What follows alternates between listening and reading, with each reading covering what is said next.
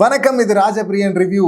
அடுத்த ப்ரமோல பாருங்க, விஜேஎஸ் கேட்கிறாரு, எஃப்ஜே தம்பி, இந்த மாதிரி உன் ஃப்ரெண்ட்ஸோட ஜாலியாக உட்காந்து பேசவில்ல, அந்த கேங்ல பேசும்போது இப்படியெல்லாம் பேசி என்கிட்ட இந்த மாதிரிலாம் பேசக்கூடாது அப்படின்ட்டு இருக்காரு. இந்த சீசன் ஃபுல்லாக எப்படி ஹோஸ்ட் கிட்ட பேசணும்னு சொல்லிட்டு கிளாஸ் எடுத்து முடிஞ்சு போயிடும் போல இருக்கு. அந்த மாதிரி ஆட்களாக உள்ள விட்டுருக்கிறானுங்க இந்த கிரியேட்டிவ் டீம். டேய், எங்கே கொண்டு வந்து நிறுத்திருக்கீங்க பார்த்தீங்களா ஹோஸ்ட்டை அப்படின்னு தான் கேட்கணும். திமிராதான் வார்த்தையை விட்டானா அப்படின்னு சொல்லிட்டு தெரியல. முதல்ல பேசிக்காக பாருங்களேன், காமன் சென்ஸ் இருக்கவனுக்கு இது புரியும்.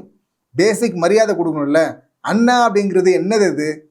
இது விஜேஎஸ் வந்து ஸ்ட்ரைட்டாக அதை சொல்லாமல் பிக் பாஸ்க்கு மரியாதையை கொடுங்க அப்படின்னு சொன்னார். அது மூலிமா என்ன அர்த்தம்? பிக் பாஸை மதி, எங்களை மதி. அங்கே போய் பிக் பாஸை டியூடுங்கிறான், இங்கே வந்து அண்ணாங்கிறான். அது மாதிரிலாம் பண்ணாதன்னு சொன்னால் என்ன அர்த்தம்? டேய், எனக்கும் மரியாதை கொடுறா அப்படின்னு சொல்லிட்டு இன்டெரக்டாக சொல்கிறது தான் அர்த்தம். அதுக்கப்புறம் சாருன்னு தானே கூப்பிடணும். திரும்ப அங்கே வந்து நான் பிக் பாஸ்ன்னு சொல்கிறதும் இங்கே வந்துட்டு அண்ணாங்கிறதும் என்னது? அது அண்ணாங்கிற போதே அது வந்து அவன் அந்த ஹைரார்க்கியில் பார்த்தீங்கன்னா அதெல்லாம் கிடையாது, ஈக்குவல் அப்படிங்கிற லெவலுக்கு வந்துடுறாங்கல்ல. இப்போ வாழ்க்கை ஒரு வட்டண்டான்னு சொல்லிட்டு விஜய் படத்தில் வர மாதிரி லாஸ்ட் வீக் என்ன நடந்தது? பிரஜனை போட்டு விஜேஎஸ் அடிச்சுட்டு இருந்தாரு. அப்போ இவன் எஃப்ஜே வந்து உட்கார்ந்துட்டு இருந்தான். இங்கே நடக்கிற ஒரு சம்பவத்தில் பார்த்தீங்கன்னா ஒரு மாதிரி ரியாக்ஷன் கொடுத்தான் எஃப்ஜே தம்பி. என்னன்னா, எஃப்ஜேவுடைய ஃபேமிலி வரை கர்மான்னு இழுத்து பேசிட்டாரு பிரஜன். அதனால பார்த்தீங்கன்னா அங்கேருந்து ஷாக் ரியாக்ஷன் கொடுத்தான். அதுக்கப்புறம் கெட்ட வார்த்தையில் பேசினா. இப்போ அப்படியே பாருங்களேன், எஃப்ஜே நின்றுட்டு இருக்கிறான், விஜேஎஸ் எஃப்ஜே போட்டு அடிச்சுட்டு இருக்காரு. அங்கே வந்து ஒரு ரியாக்ஷனை கொடுத்துருக்காரு இங்கே பிரஜன். இப்போ எதுக்குன்னா, பார்வதி கூட சப்போர்ட் ரியாக்ஷன் கொடுத்துட்டு இருக்காரு, கேரக்டர் ரோல் பண்ணிட்டு இருக்காரு. இங்கே பார்வதி வந்து ஷாக் ஆகுறாங்க.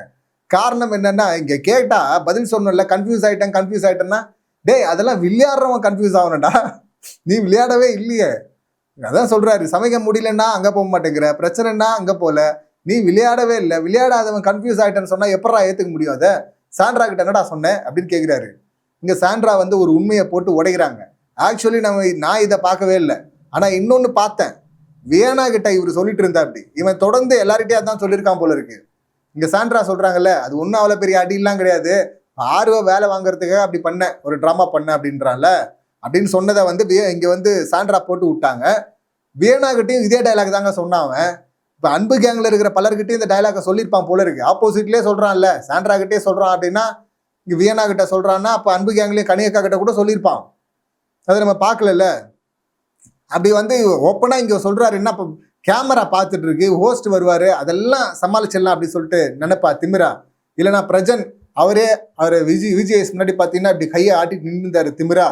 பிரஜனே பேப்பர் ரவுடி, அவரே அவ்வளோ திமிரா நிற்கும் போது நான்லாம் நிஜ ரவுடியாக்கும், எங்கள் ஏரியாக்குள்ளே வந்துட்டு ஏய் அப்படின்னு சொல்லிட்டு போயிட்டு பார்ப்போம் அப்படின்லாம் சவால் விட்டான்ல.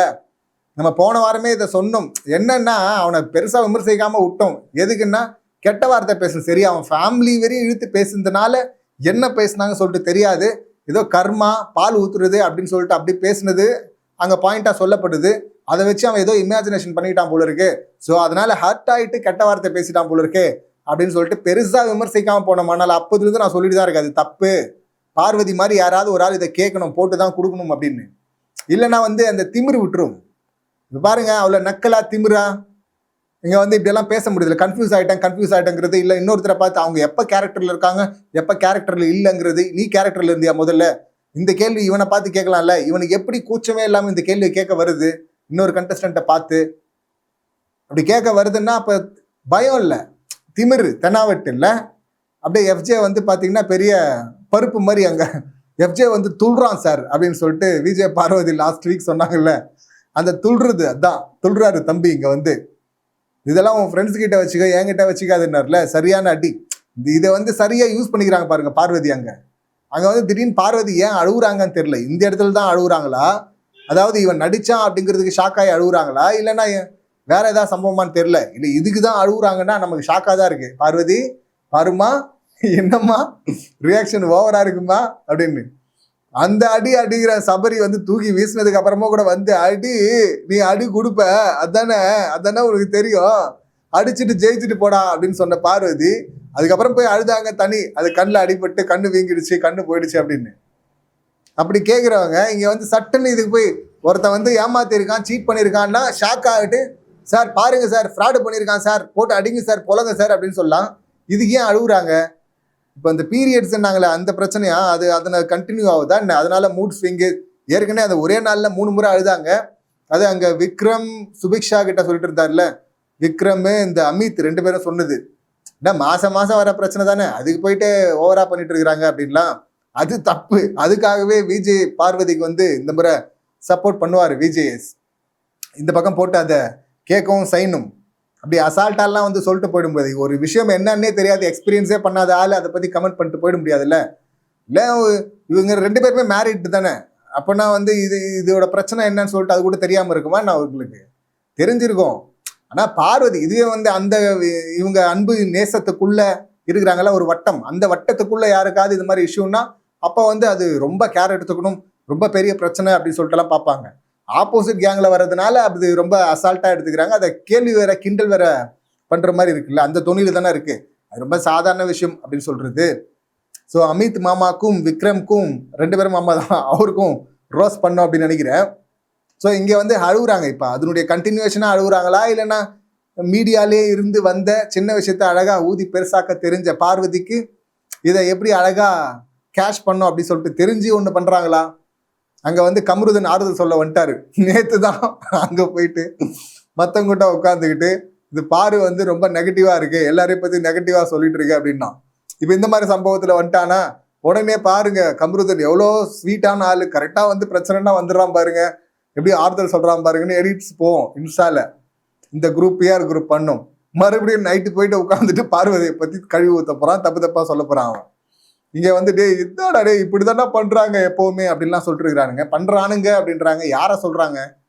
அப்படியே போகிற போக்கில் வந்து விஜய்ஸும் சேர்த்து திட்டுறாங்களா, இல்லை கிளாப் பண்ணிட்டாங்களா ஆடியன்ஸ், அதுக்கு ஏதாவது அவங்கள திட்டுறாங்களா, என்ன சொல்ல வராங்க இவங்க? இல்லை கமருதனையும் சேர்த்து திட்டுனுங்கிறாங்களா பண்ணுறானுங்க அப்படின்னு? இது ஓவராலாம் எனக்கு அந்த இடத்துல நீங்கள் லோவாக ஃபீல் பண்ணுறது, வேலை செய்ய முடியாதுன்னு உட்காரது, அதெல்லாம் புரிஞ்சுக்க முடியுது. பட் சில பேருடைய மென்டாலிட்டியாக இருக்குது. சில பேரை பார்த்துருக்கோம் லைஃப்பில் கூட, அவங்க இரிட்டேட் ஆகிட்டாங்கன்னா சுற்றி எதுவுமே யாருமே சந்தோஷமாக இருக்கக்கூடாதுன்னு நினைப்பாங்க. அந்த அளவுக்கு கொலாப்ஸ் பண்ணி விட்டுருவாங்கல்ல. கிட்டத்தட்ட அந்த கேட்டகரியில் தான் பார்வதி வர்றாங்க அப்படின்னு நினைக்கிறேன். ஸோ எல்லாத்தையும் 3 முறை அதுக்கு அழ வேண்டிய விஷயமே கிடையாது. ஒன்று மற்ற பிரச்சனை இருக்குன்னா அது பிரச்சனையை சொல்லிடலாம், எனக்கு பிரச்சனை இருக்குது, எனக்கு உடம்பு சரியில்லை அப்படி சொல்லிட்டு போனால் அது வேற. இங்கே வந்து அந்த ட்ரெஸ் எடுத்து வச்சுட்டாங்க, முந்தின நாள் ப்ராங்க் பண்ணானுங்க, முதல் நாள் வந்து ஒரு குறை சொன்னானுங்க, எல்லாத்தையும் சேர்த்து வச்சு இப்போ அழுகுறது இருக்குல்ல, அது தேவையில்லாது இல்லை. அதுதான் அங்கே பண்ணாங்க. ஒரு 3 முறை அதை பண்ணாங்க. இவங்களும் வந்து மற்றவங்களும் அதை கிண்டல் பண்ணுறாங்க அப்படிங்கிறது தெரிஞ்சு அதுக்காக அழுகுறாங்க பார்வதி அப்படின்லாம் இல்லை. அவங்களாம் எவ்வளோ பார்த்துட்டாங்க, எவ்வளோ அடி அடிச்சிருக்காரு. அதெல்லாம் உங்கள் சிந்தனையில் இருக்குங்க வக்ரம், உங்கள் நினப்பில் இருக்குங்க, உங்கள் மூளைக்குள்ளே இருக்குங்க, உங்கள் மண்டைக்குள்ளே இருக்குங்க வக்ரம் அப்படின்லாம் சொல்லிட்டு விஜய்ஸ் போட்டு அடிச்சார்ல, வேற யாரும் அழுதுருப்பாங்க. அதெல்லாம் அசால்ட்டாக அப்படி தொடச்சி போட்டு போனாள். இப்படி தொடச்சி போட்டு பரவாயில்லப்பா, இது கொஞ்சம் நெகட்டிவாக இருக்குது, ஓவராக வாயாக இருக்குது, இருந்தாலும் இத்தனை முறை அடி வாங்கினாலும் வந்து நிற்கிறாங்கள எழுந்து அப்படின்னு சொல்லிட்டு அந்த ஒரு விஷயத்த பாராட்டலான்னு பார்த்தா டக்குன்னு வந்து உட்காந்து அழ ஆரம்பிக்கும் போது என்னது இது அப்படின்னு சொல்லிட்டு அதையும் மைனஸ் பண்ணமோ அப்படின்னு சொல்லிட்டு தோணுது. வெயிட் பண்ணி பார்ப்போம் எபிசோடில் எந்த இடம் கரெக்டாக லாஜிக் எதாவது இருக்கா பர்ஃபார்மன்ஸுக்கு அப்படின்னு சொல்லிட்டு. அப்ரிஷியேஷன் நிச்சயமாக கிடைக்கும். விஜய் பார்வதிக்கு அப்ரிஷியேஷன் கிடைச்சதா ஒரு தகவல் இருக்குது. பார்க்கலாம் என்ன நடந்திருக்கு அப்படின்னு சொல்லிட்டு. இந்த சம்பவங்களை நீங்கள் எப்படி பார்க்குறீங்க, உங்கள் கருத்துக்கள் என்ன அப்படிங்கிறத கமெண்ட் பண்ணுங்கள். மீண்டும் அடுத்த வீடியோவில் சந்திக்கலாம். நன்றி, வணக்கம்.